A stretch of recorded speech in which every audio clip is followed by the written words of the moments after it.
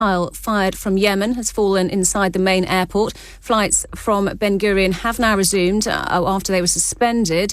This comes as Israeli cabinet ministers are due to meet to vote on whether to intensify the country's military operations in Gaza. Well, let's talk now to Richard Pater, who's an Israeli army veteran and previously served in the Israel Prime Minister's office as a press officer.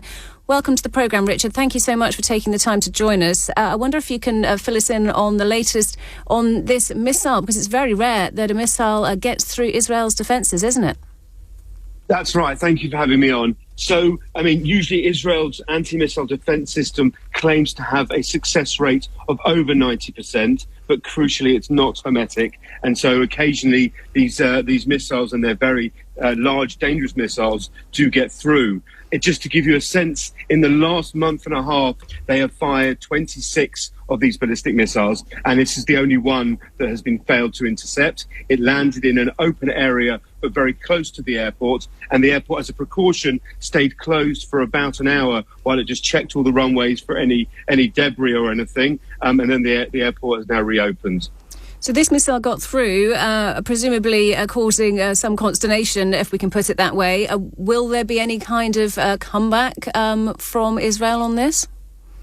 Well, again, first of all, just on a personal note, to give a flavour, the last attack was yesterday morning. We've had 4 attacks here over the last 2 days. I had to take my young children into the shelter at 6:20 yesterday morning. And this attack on the airport that got through is certainly seen that Israel needs to have a response. As you mentioned, the Security Cabinet are meeting this afternoon to decide. We also recognise, and you'll be aware as well, that the US, and recently with the help of the Royal Air Force as well, have been conducting strikes against the Houthis because they work against all international interests and obviously directly the shipping lanes, but as well as into Israel. But so at the moment, they've delegated to the US and the Brits to attack the Houthis, but it's possible that Israel may feel the need to act as well.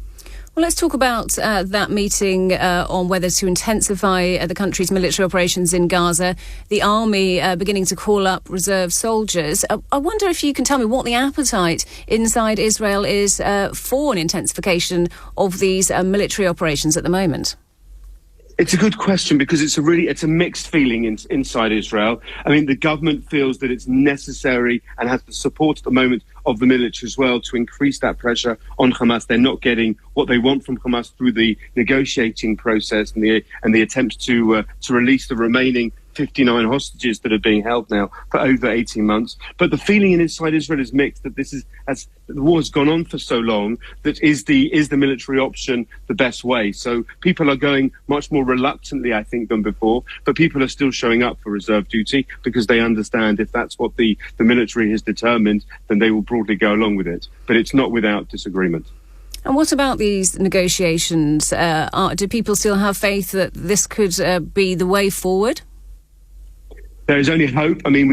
People generally understand that the military operations have not brought around the return of the hostages. Only negotiated talks have. And there is hope that the Americans can put the pressure on the Qataris and the Egyptians. I think the Egyptians, to their credit, understand far closer the nature of Hamas as part of the similar to the Houthis as well, as kind of being extremist Islamist groups that they have a vested interest to not see further ruling in Gaza. Qatar, it seems, have kind of a slightly mixed agenda because they also support them ideologically. But Israel is very much kind of not in the driving seat here and dependent on those efforts by the other mediators to bring the Hamas back to the talks. Richard, great to talk to you. Thank you so much for coming on LBC News today. That's Richard Pater, Israeli army veteran who previously served in the Israel Prime Minister's office as a press officer.